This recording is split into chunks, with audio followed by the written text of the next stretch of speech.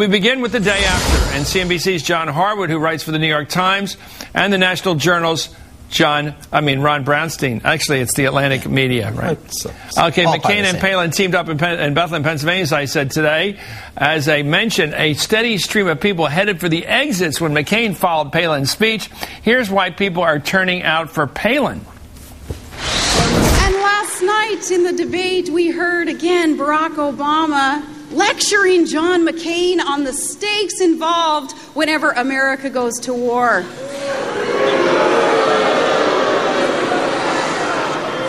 But wait a minute. May I remind Senator Obama that Senator McCain served our nation in uniform for 22 years. Also, the chairman of the Lehigh County Republican Party, William Platt, referenced Obama's middle name, Hussein, at the rally. By the way, that's the second time this week that one of the surrogates up on the platform has gone after the name Hussein as the middle name of Barack Obama. And Cindy McCain got into it today. She went after Obama by questioning his support for the troops. The day that Senator Obama decided to cast a vote to not fund my son when he was serving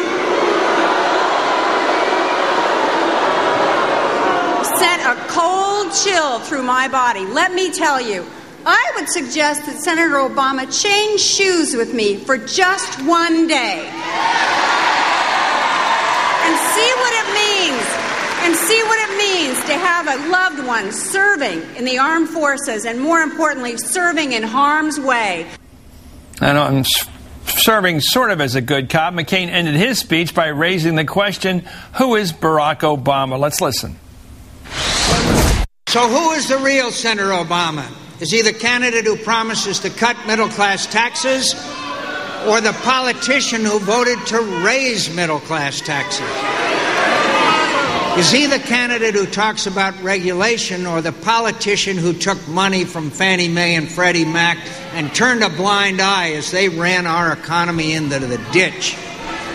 Joe Biden hit back hard at the McCain campaign today for trying to stoke voters' fears over Obama. Let's listen to Joe Biden. There's one other option.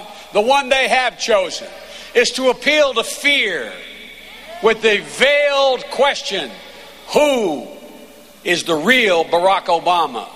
Ladies and gentlemen, to have a vice presidential candidate raise the most outrageous inferences, the ones that John McCain's campaign is condoning, is simply wrong. The McCain campaign went out and hired some of the very political manipulators in the Republican primary who in 2000 led those vicious attacks against John's daughters and John's lovely wife.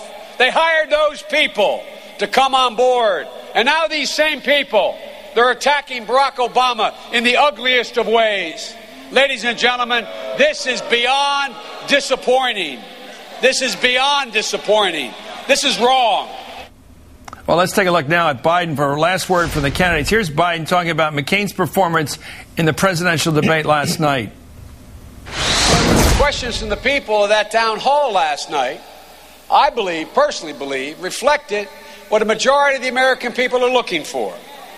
A steady hand, leadership, an optimist, not an angry man lurching from one position to another. Well, there you have it, the picture of the McCain campaign from the Barack view and the view of Barack from the McCain point of view. One side says he's an angry old man. The other side said he's some kind of a furtive figure. We don't know what he's up to. He may be in a sleeper cell for all we know because his middle name is Hussein, and he was part of some weatherman group back in the 60s, although he only met the guy 26 years later. And by the way, he's getting foreign contributions. We're not sure if they're coming from Arab countries. I mean, clearly you're going to see the pattern of one side's attack. Let's start now with clearly the end game of the Republicans. Are they trying to make this guy look like he's subversive? Is that what they're up to here? They're trying to make him into someone you can't fully trust. And I think the unifying thread here is that McCain wants the race to be as personalized as possible. He wants voters to narrow the lens. He wants to see this fundamentally as a choice between two individuals and to assess their qualities, their values, their judgment. The celebrity ad this summer, the values arguments at the convention, the closing statement in the debate last night. You know, a steady hand at the tiller. Yeah. Obama wants the race to be much broader. He wants it to be a choice not so much between two individuals as between two directions for the country. And he wants it to be wants voters to be thinking which one of these guys is going to provide the change that I'm looking for. And the challenge McCain has is that in this effort to make this about Obama, he is competing not only with Obama, but with events. When the magnitude of events that are going on now, I think it is very hard to make the race fundamentally about the challenger as opposed to your competing approaches to sort of getting the country out of the ditch, as John McCain Are they trying to appeal to the nuts? I mean, when you hear people yell, kill him, terrorist, every other line yelling out from the crowd, and from the podium, from the stage, his name's Hussein. You don't want to wake up and know that the guy named Barack Hussein Obama is your president. Very ethnic. They're building him as a furtive, dark figure of danger who's got connections with terrorists who may get foreign money. I mean, it seems like they're building the case. He's in a sleeper cell, practically. Well, look, he's dangerous personally. Isn't that what they're saying here? I think the first set of people who are motivated by sentiments like that are already voting for John McCain. I think they're aiming for... Well, let's talk about the fourth quintile. That's what I'm talking I always talk about, yeah. The people that might go either way.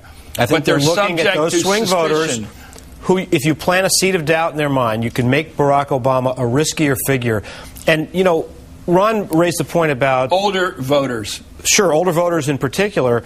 Ron raised the point about McCain trying to narrow the lens. The reason is the atmosphere is working for Obama. The policy arguments are working for Obama. If you heard McCain in the debate last night, he's ceding some of the most important parts of the policy argument to Barack Obama. He's not even competing on that front.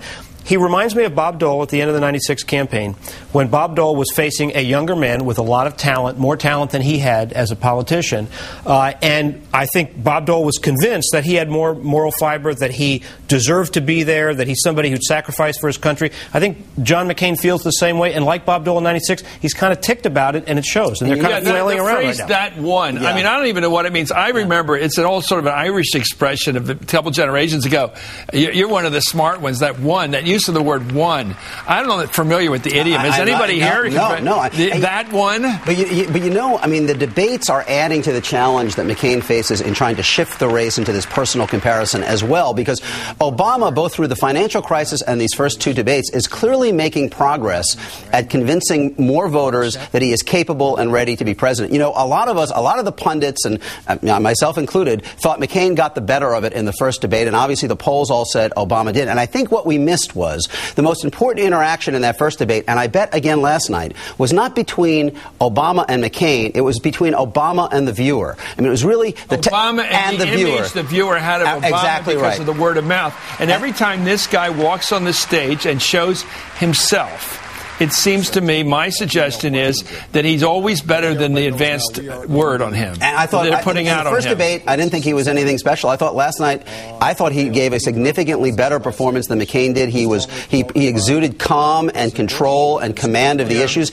And McCain seemed a little kind of frantic at points. And you kind of look at the two, and again over this last month in dealing with the financial crisis, who is projecting the demeanor of a president? You can see why Obama is making gains on that score, which had been McCain's biggest advantage. Obama is undeniably steady, and he has been through this crisis. But look at the policy debates. The big initiative that John McCain rolled out was $300 billion to buy mortgages. To the 810. And this is the guy who's been trying to make spending control his mantra. Look at what he did. Governor Palin says she knocks people for saying it's patriotic to pay taxes, but as Tom Friedman said in his column today, if you're going to spend all this money on overseas military operations and you're going to spend all this money on the bailout, somebody's got to pay for it. Exactly. And you're also trying to make the free market, cut taxes argument in the campaign. Yeah. And when the financial crisis happened, he started railing about greed and corruption on Wall Street. So I was getting emails during the debate last night from disappointed Republicans who said, A, he's not taking the personal fight to Obama that they advertised about. They started doing it again today, but he didn't do it last night.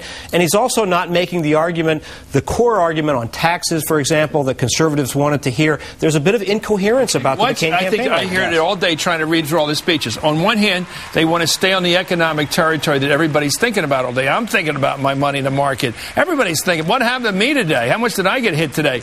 And he knows that it's hard to change the subject, but he's still got Governor Palin out there as the ramrod, and the people in the crowd bringing up this who question. What's it going to be, who or what? Well, I think, that is a fundamental choice they face, because I think there was a reason he didn't raise it at the debate last night. Why? Partially it was a town hall.